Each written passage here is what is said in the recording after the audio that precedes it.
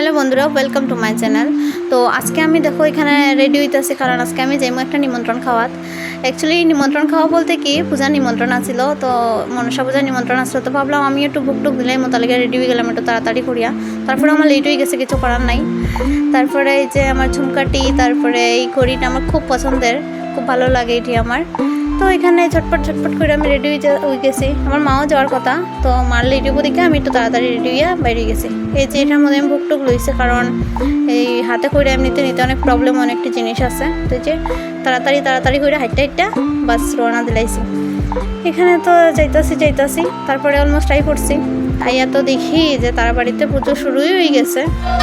কিছু করার নেই, আমার একটু লেট হয়েছে। এখানে পুজো হইতেছে, আমি পুজো লাস্টটা এনজয় করি। তোমরা আমার ভিডিওটা যদি ভালো লাগে লাইক করবাই, কমেন্ট করবাই, আর অবশ্যই এরকম মিনি ব্লগ পাওয়া লেগে আমার চ্যানেলটারে সাবস্ক্রাইব করে দিবা। Tata, bye bye.